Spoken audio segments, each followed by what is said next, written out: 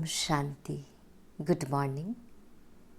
18 मार्च 2025 की मुरली। परम पिता परमात्मा शिव भगवान हम बच्चों से बड़े ही प्यार से कह रहे हैं, मीठे बच्चे, इस समय तुम्हारी यह जीवन बहुत बहुत अमूल्य है, क्योंकि तुम हद से निकल बेहद में आए हो। तुम जानते हो हम इस जगत का कल्याण करने वाले हैं। मीठे बच्चे, इस समय तुम्हारी यह जीवन बहुत बहुत अमूल्य है, क्योंकि तुम हद से निकल बेहद में आए हो।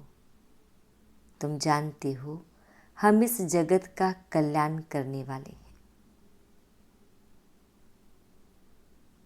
प्रश्न है, बाप के वर्षे का अधिकार किस पुरुषार्थ से प्राप्त होता है?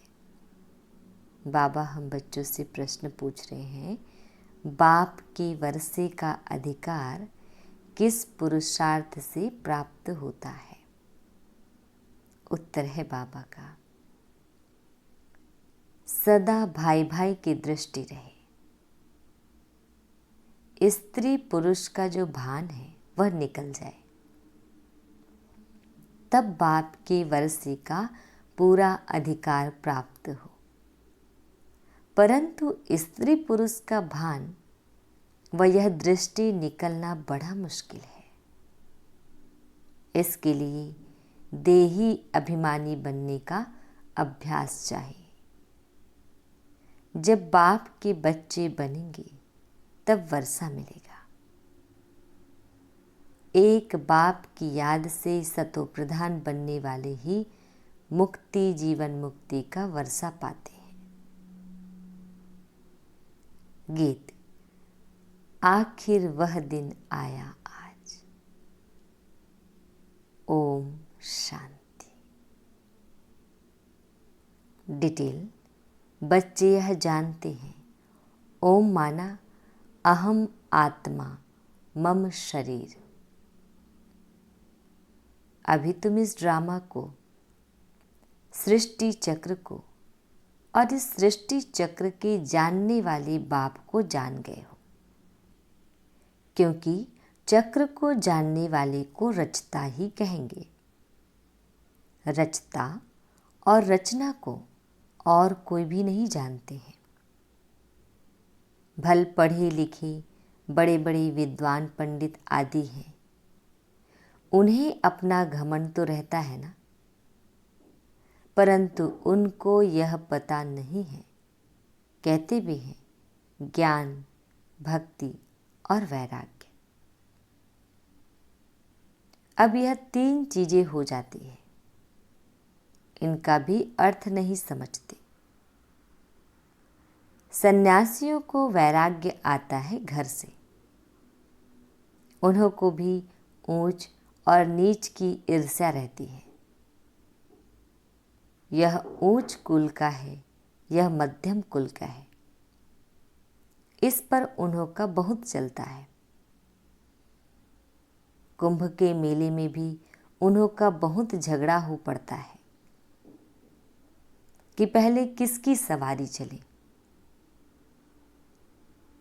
इस पर बहुत लड़ते हैं, फिर पुलिस आकर छुड़ाती है। तो यह भी देह अभिमान हुआ ना। दुनिया में जो भी मनुष्य मात्र है, सब है देह अभिमानी। तुमको तो अब देही अभिमानी बनना है। बाप कहते हैं, देह अभिमान छोड़ो, अपने को आत्मा समझो। आत्मा ही पतित बनी है, उसमें खाद पड़ी है। आत्मा ही सतो प्रधान, तमो प्रधान बनती है। जैसी आत्मा वैसा शरीर मिलता है।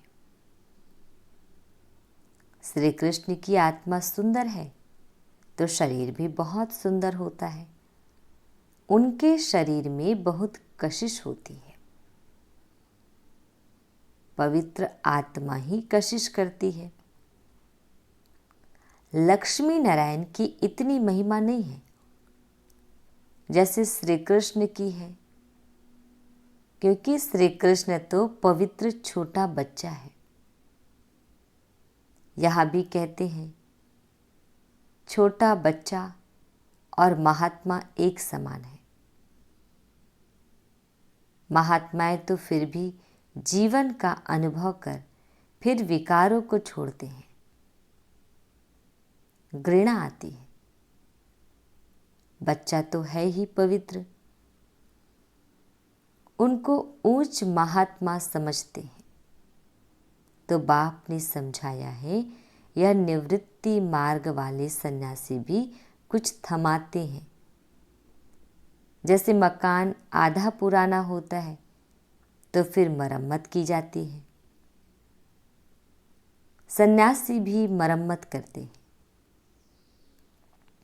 पवित्र होने से भारत थमा रहता है। भारत जैसा पवित्र और धनवान खंड और कोई हो नहीं सकता। अब बाप तुमको रचता और रचना की आदि मध्य अंत की स्मृति दिलाते हैं, क्योंकि यह बाप भी है, टीचर भी है, गुरु भी है। गीता में श्री कृष्ण भगवान उवाच लिख दिया है। उनको कभी बाबा कहेंगे क्या? अथवा पतित पावन कहेंगे क्या? जब मनुष्य पतित पावन कहते हैं तो श्री कृष्ण को याद नहीं करते, वह तो भगवान को याद करते हैं। फिर कह देते पतित पावन सीताराम, रघुपति राघव राजा राम। कितना मुझारा है। बाप कहते हैं, मैं तुम बच्चों को आकर यथार्थ रीति सभी वेदों शास्त्रों आदि का सार बताता हूँ। पहली पहली मुख्य बात समझाते हैं कि तुम अपने को आत्मा समझो और बाप को याद करो तो तुम पावन बनेंगे। तुम हो भाई भाई। फिर ब्रह्मा की संतान कुमार कुमारियां तो भाई बहन हो गए। यह बुद्धि में याद रहे, असल में आत्माएं भाई भाई है। फिर यहाँ शरीर में आने से भाई बहन हो जाते हैं। इतनी भी बुद्धि नहीं है समझने की। वह हम आत्माओं का फादर है तो हम ब्रदर्स ठहरे ना। फिर सर्वव्यापी कैसे कहते हैं? वर्षा तो बच्चे को ही मिलेगा, फादर को तो नहीं मिलता। बाप से बच्चे को वर्षा मिलता है। ब्रह्मा भी शिव बाबा का बच्चा है ना, इनको भी वर्षा उनसे मिलता है। तुम हो जाते हो पोत्रे पोत्रियां,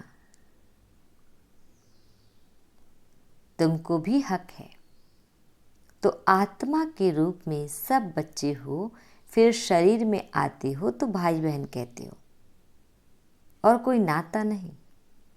सदा भाई भाई की दृष्टि रहे। स्त्री पुरुष का भान भी निकल जाए। जब मेल फीमेल दोनों ही कहते हो ओ गॉड फादर, तो भाई बहन हुए ना। भाई बहन तब होते हैं जब बाप संगम पर आकर रचना रचते हैं। परंतु स्त्री पुरुष की दृष्टि बड़ा मुश्किल निकलती है। बाप कहते हैं तुमको देही अभिमानी बनना है। बाप के बच्चे बनेंगे तभी वर्षा मिलेगा। मामी कम याद करो तो सतो प्रधान बनेंगे। सतो प्रधान बनने बगैर तुम वापिस मुक्ति जीवन मुक्ति में जा नहीं सकेंगे। यह युक्ति सन्यासी आदि कभी नहीं बताएंगे। वह ऐसे कभी कहेंगे नहीं कि अपने को आत्मा समझ बाप को याद करो। बाप को कहा जाता है परम पिता, परमात्मा, सुप्रीम। आत्मा तो सबको कहा जाता है, परंतु उनको परमात्मा कहा जाता है। वह बाप कहते हैं, बच्चों मैं आया हूं तुम बच्चों के पास। हमको बोलने के लिए मुख तो चाहिए ना। आजकल देखो जहां तहां गौमुख जरूर रखते हैं, फिर कहते हैं गौमुख से अमृत निकलता है। वास्तव में अमृत तो कहा जाता है ज्ञान को। ज्ञान अमृत मुख से ही निकलता है, पानी की तो इसमें बात नहीं। यह गौ माता भी है। बाबा इनमें प्रवेश हुआ है, ब्रह्मा बाबा के शरीर। बाप ने इन द्वारा तुमको अपना बनाया है। इनसे ज्ञान निकलता है।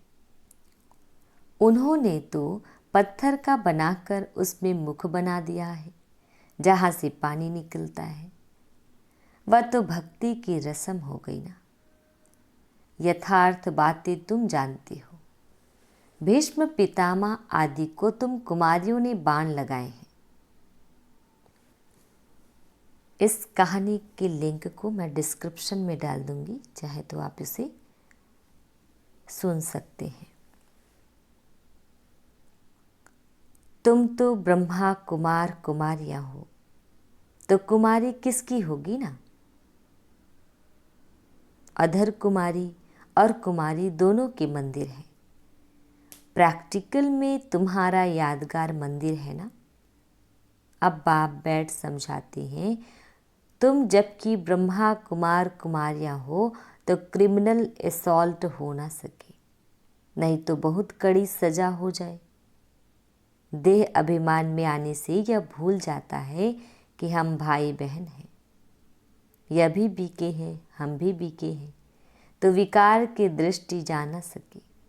परंतु आसुरी संप्रदाय के मनुष्य विकार के बिगैर रह नहीं सकते, तो विघन डालते। अभी तुम ब्रह्मा कुमार कुमारियों को बाप से वर्षा मिलता है। बाप की श्रीमत पर चलना है, पवित्र बनना है। यह है इस विकारी मृत्युलोक का अंतिम जन्म। यह भी कोई जानते नहीं। अमर लोक में विकार कोई होते नहीं। उन्हों को कहा ही जाता है सतो प्रधान संपूर्ण निर्विकारी। यहाँ है तमो प्रधान संपूर्ण विकारी। गाते भी हैं, वह संपूर्ण निर्विकारी, हम विकारी पापी हैं। संपूर्ण निर्विकारियों की पूजा करते हैं। बाप ने समझाया है, तुम भारतवासी ही पूज्य सो फिर पुजारी बनते हो। इस समय भक्ति का प्रभाव बहुत है। भक्त भगवान को याद करते हैं कि आकर भक्ति का फल दो। भक्ति में क्या हाल हो गया है। बाप ने समझाया है, मुख्य धर्म शास्त्र 4 हैं। एक तो है डिटिज्म, इसमें ब्राह्मण देवता क्षत्रिय तीनों ही आ जाते हैं। बाप ब्राह्मण धर्म स्थापन करते हैं। ब्राह्मणों की चोटी है संगम युग की। तुम ब्राह्मण अभी पुरुषोत्तम बन रहे हो। ब्राह्मण बने फिर देवता बनते हो। वह ब्राह्मण भी है विकारी, वह भी इन ब्राह्मणों के आगे नमस्ते करते हैं। ब्राह्मण देवी देवता नमः कहते हैं, क्योंकि समझते हैं वह ब्राह्मण की संतान थे। हम तो ब्रह्मा की संतान नहीं है। अभी तुम ब्रह्मा की संतान हो। तुमको सब नमः करेंगे। तुम फिर देवी देवता बनते हो।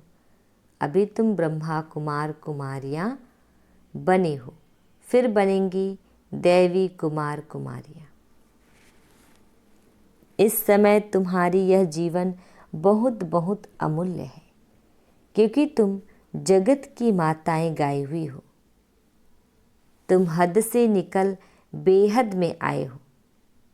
तुम जानते हो हम इस जगत का कल्याण करने वाले हैं। तो हर एक जगत अम्बा जगत पिता ठहरे। इस नरक में मनुष्य बड़े दुखी हैं। हम उनकी रूहानी सेवा करने आए हैं। हम उन्हों को स्वर्गवासी बनाकर ही छोड़ेंगे। तुम हो सेना। इनको युद्ध स्थल भी कहा जाता है। यादव, कौरव और पांडव इकट्ठे रहते हैं। भाई भाई है ना। अब तुम्हारी युद्ध भाई बहनों से नहीं, तुम्हारी युद्ध है रावण से। भाई बहनों को तुम समझाते हो मनुष्य से देवता बनाने लिए। तो बाप समझाते हैं देह सहित देह के सब संबंध छोड़ने हैं। यह है पुरानी दुनिया। कितने बड़े बड़े डैम, केनाल्स आदि बनाते हैं क्योंकि पानी नहीं है, प्रजा बहुत बढ़ गई है। वहाँ तो तुम रहते ही बहुत थोड़े हो। नदियों में पानी भी ढेर रहता है, अनाज भी बहुत होता है। यहाँ तो इस धरनी पर करोड़ों मनुष्य हैं। वहाँ सारी धरनी पर शुरू में 9-10 लाख होते हैं और कोई खंड होता ही नहीं। तुम थोड़े से ही वहाँ रहते हो। तुमको कहाँ जाने की भी दरकार नहीं रहती। वहाँ है ही बाहरी मौसम। 5 तत्व भी कोई तकलीफ नहीं देते हैं, ऑर्डर में रहते हैं। दुख का नाम नहीं, वह है ही बहिष्त। अभी है दोजक, यह शुरू होता है बीच में से। देवताएं वाम मार्ग में गिरते हैं तो फिर रावण का राज्य शुरू हो जाता है। तुम समझ गए हो, हम डबल सिरताज पूज्य बनते हैं, फिर सिंगल ताज वाले बनते हैं। सतयुग में पवित्रता की भी निशानी है। देवताएं तो सब है पवित्र, यहाँ पवित्र कोई है नहीं। जन्म तो फिर भी विकारी से लेते हैं ना, इसलिए इसे भ्रष्टाचारी दुनिया कहा जाता है। सतयुग है श्रेष्ठाचारी, विकार को ही भ्रष्टाचार कहा जाता है। बच्चे जानते हैं सतयुग में पवित्र प्रवृत्ति मार्ग था, अब अपवित्र हो गए हैं। अब फिर पवित्र श्रेष्ठाचारी दुनिया बनती है। सृष्टि का चक्र फिरता है ना। परम पिता परमात्मा को ही पतित पावन कहा जाता है। मनुष्य कह देते हैं भगवान प्रेरणा करता है। अब प्रेरणा माना विचार, इसमें प्रेरणा की तो बात ही नहीं। वह खुद कहते हैं हमको शरीर का आधार लेना पड़ता है। मैं बिगर मुख की शिक्षा कैसे दूं? प्रेरणा से कोई शिक्षा दी जाती है क्या? भगवान प्रेरणा से कुछ भी नहीं करते हैं। बाप तो बच्चों को पढ़ाते हैं, प्रेरणा से पढ़ाई थोड़े ही हो सकती। सिवाय बाप की सृष्टि के आदि मध्य अंत का राज कोई भी बता न सके। बाप को ही नहीं जानते हैं।